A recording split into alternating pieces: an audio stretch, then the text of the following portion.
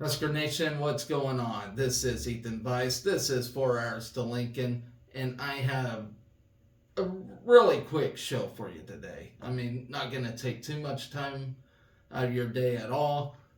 I wasn't really planning on doing a show today, but I feel like we have got to talk about that big ass win that the Husker ladies have put on UNC Wilmington last night in incredible fashion. I have never seen such dominance out of either one of our basketball programs in my life.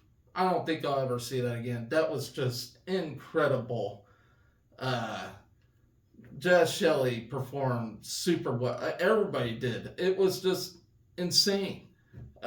Before I talk about that, though, please do me a favor, like and subscribe to my show, to my channel. If you would, please. That would do such wonders for me. Uh, so I want to go over that.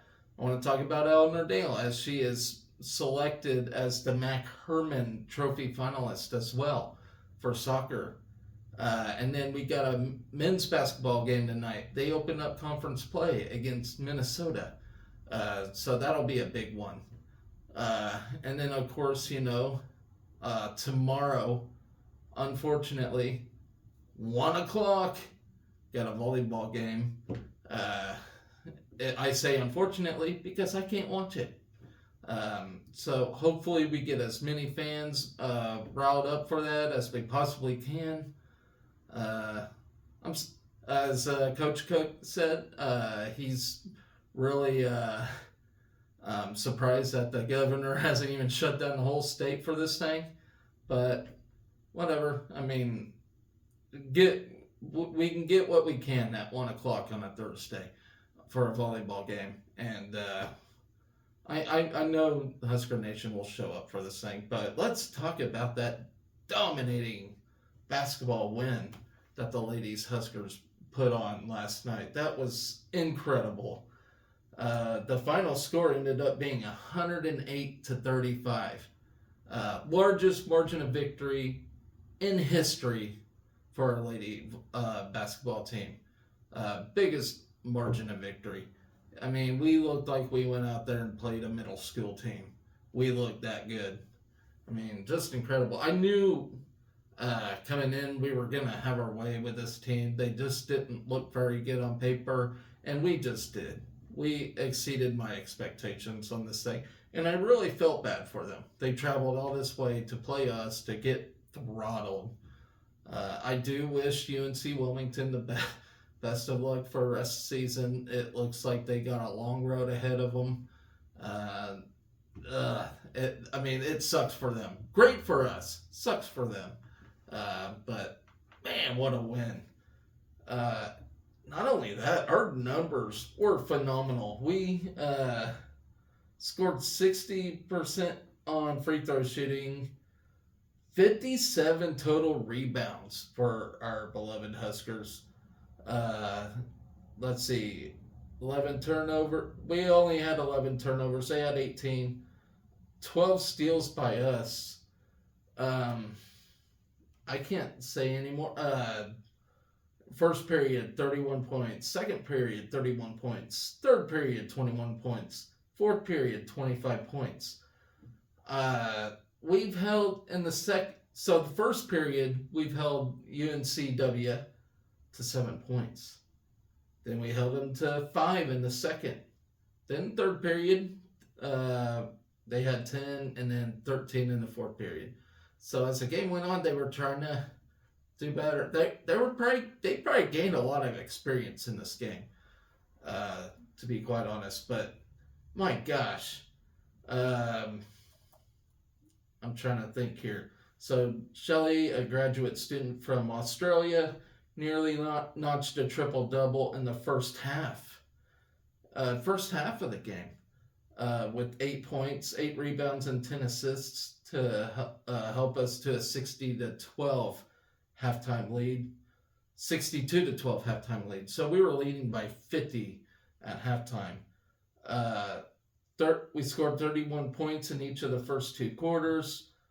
tied the school record for most points in a first half, while holding the Seahawks to the second fewest points by an opponent in a first half in program history. So a lot of history-shattering stuff here last night. Shelley previously notched a Husker triple-double with 14 points, 10 rebounds, and 10 assists against North Carolina Central on November 20th, 2021.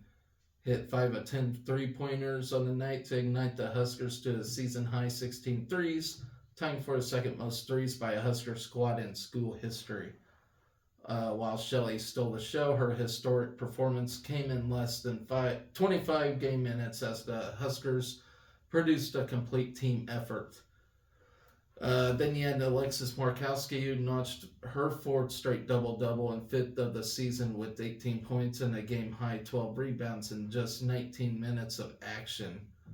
Then you had Natalie Potts, who was our freshman, outstanding freshman, to say that. Continued her impressive play with 11 points and 8 rebounds in just 21 minutes as she came up just 2 boards short of her second double-double. Then you had fellow freshmen Logan Nisley and Jessica Petrie. They both notched career highs as Nisley pumped in 18 points on 4 three-pointers while adding 5 rebounds, 4 assists, and 3 steals in 20 minutes. Petrie added 11 points and 4 boards in front of her family, who arrived at the arena from Australia shortly before tip-off. So that's a really cool moment for her. Then you had Darian White and Kellen Haig rounded out a group of 7 Huskers who scored in double figures of the night, while all 10 available Huskers scored at least 3 points and grabbed at least 1 rebound. For the game, we hit a season-high 58.1% from the field. That's a Husker point total, tied for the 10th highest in school history. The Big Red knocked down a season best of 45.7% of its threes while hitting 6 of 10 free throws. Held a dominant 57-25 edge on the glass, holding the Seahawks without an offensive rebound in the first 20 minutes. The Huskers also won the turnover battle 18-11. Our defense was solid, holding UNCW just 23% shooting for the game, including just 2 of 18 threes. Taylor Henderson and Kyla Silver, who were 2 of the 3 Seahawks who entered the game averaging in double figures, led UNCW with 9 points apiece.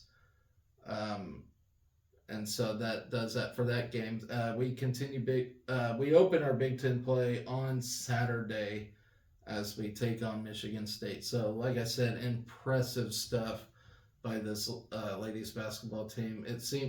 It really does seem like after we beat Georgia Tech, we came in and just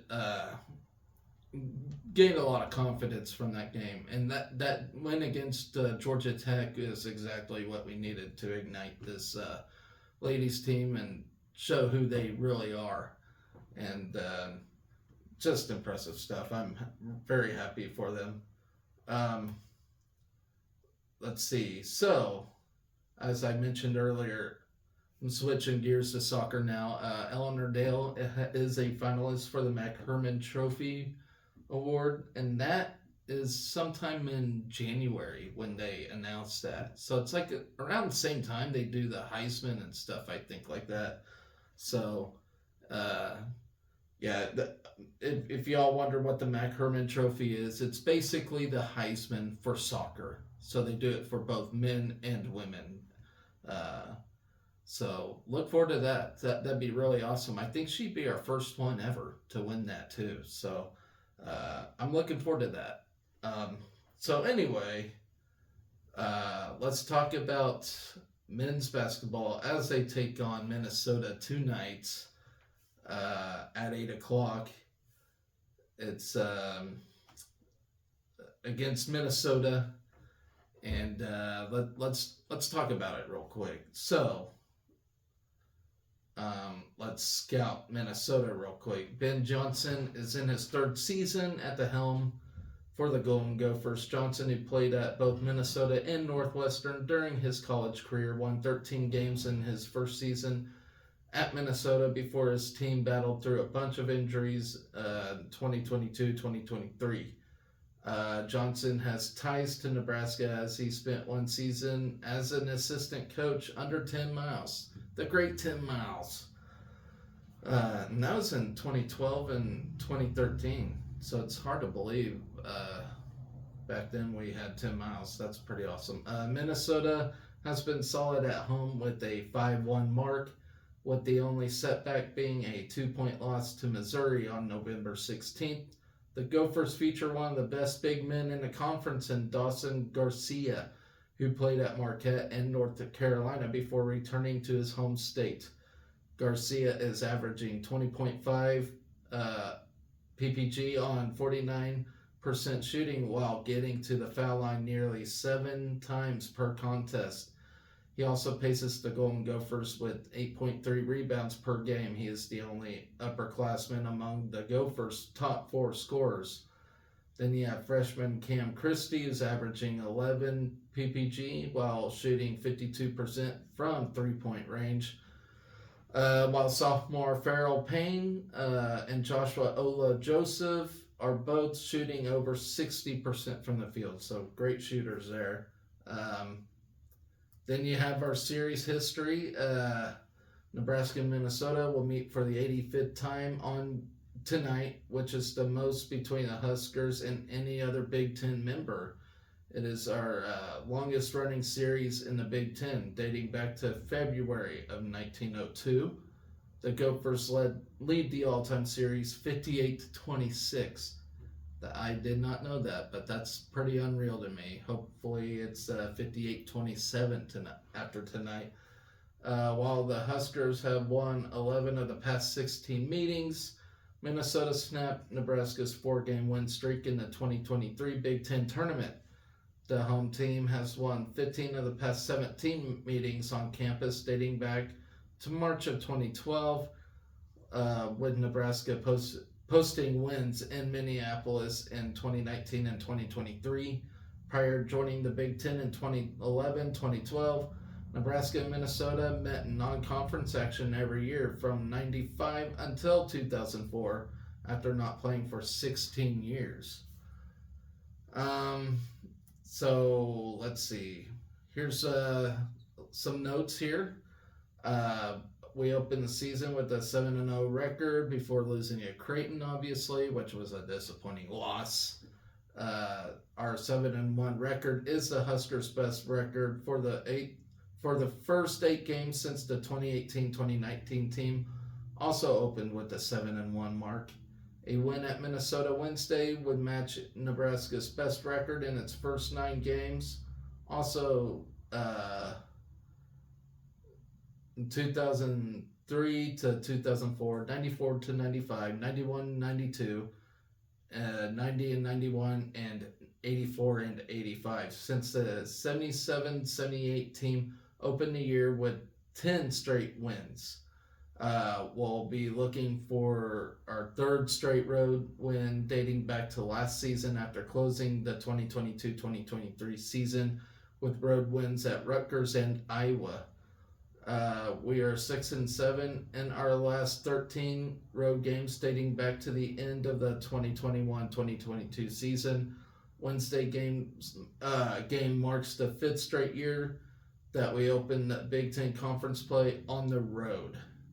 So it kind of sounds like football, doesn't it? Fred Hoiberg returns to Minneapolis, where he spent 2 seasons with the Minnesota Timberwolves from 03 to 05, before joining the Timberwolves front office for 5 seasons. Hoiberg helped the Timberwolves to 58 wins in the Western Conference Finals in 03 and 04, and led the NBA in three-point shooting his final season with Minnesota. We are 13-4 over the last 17 games, dating back to February 1st, 2023. Big reason for that is our offense, as we have averaged 77.6 PPG on 48% shooting.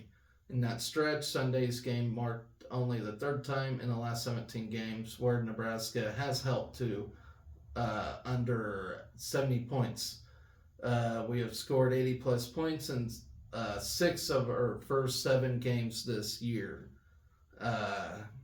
We're 20-4 under Hoiberg when scoring at least 80 points, including 15-1 over the last 3 seasons. The only loss was a 104-100 quadruple overtime at North Carolina State in 2021. Excuse me. We won our last 13 games when reaching the 80-point plateau. Let's see, we won our first 7 games by 10 or more points. Second time in over 100 years. The other was from December 3rd,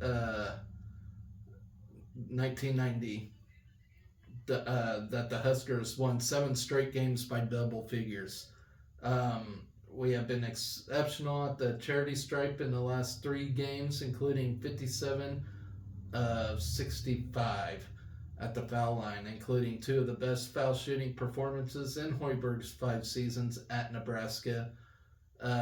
Nebraska's 19 of 20 effort against Cal State Fullerton in November was our best percentage since going 20 of 21 against Minnesota in November of 1995. Nebraska has made an effort to get to the foul line, as we are 3rd in the Big Ten in free throw attempts with 195, while opponents have gotten to the line just 108 times. We lead the Big Ten and is tied for 4th nationally in fewest fouls per game, so that's pretty impressive. Despite the loss to Creighton, we have been solid on the defensive end of the floor. During the early season, the Huskers are among the Big Ten leaders in points per game, field goal percentage defense, 3-point percentage defense, and rebound margin. The loss to Creighton marked just the second time Nebraska has been out-rebounded this season. We had multiple 20-point scores against Duquesne on November 22nd for the 8th time in Fred Hoiberg's 5 seasons. So there you have it. We just got to find a balance against this team. Open Big Ten play. This is an opportunity to start things out right, start strong, and be 1-0 in the Big Ten. So, not an easy task. Big Ten's always tough, always have, always will be. But I have faith in this team. I think they're going to pull it off tonight. I really do. But other than that, guys, like I said, we have volleyball tomorrow against Georgia Tech. What else can I say? 1:00 start time. I'm still upset about that. It really sucks. It's very bothersome. But we got so many postseason awards by these players. I can't even count. Because you have Merritt Beeson, you have Lexi Rodriguez, Harper Murray, Bergen Riley, Becca Alec, Andy Jackson. The list goes on. Almost everybody on this team has won an award for some form or fashion. So it's just an incredible team. We do have some doubters in the media, but the media likes to doubt the Huskers all the time. They want to say we're too young still and blah, blah, blah.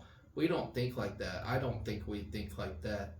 I mean, yeah, there are times we struggle, but we always find ways to win.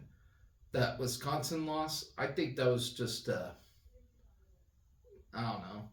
I just don't think we win our potential in that game. We already knew we won Big Ten Conference. We already knew we were going to be number 1 overall seed. I really think we just went there and that just went flat. I mean, that's all there is to it. If we wanted to go there and just beat it. I think we could have.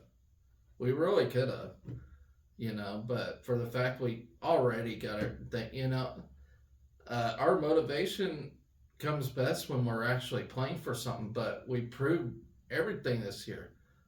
And that last game against Wisconsin is just, I just don't think we're really in it. I think we're just enjoying that we're Big Ten champs and got the number one overall seed. And I think we're just relaxing out there. I really do. And I don't think there's anything wrong with it. When you already got all that stuff, I mean, why not? You're as chill as you can be, But anyways, guys, that's gonna do it for this show tonight, and I'll probably be back tomorrow and talk about the results from the volleyball game. Hopefully, it's a win. Hopefully, we can talk about a win in that, and then from there. So, always remember, guys, be excellent to each other. Go Big Red.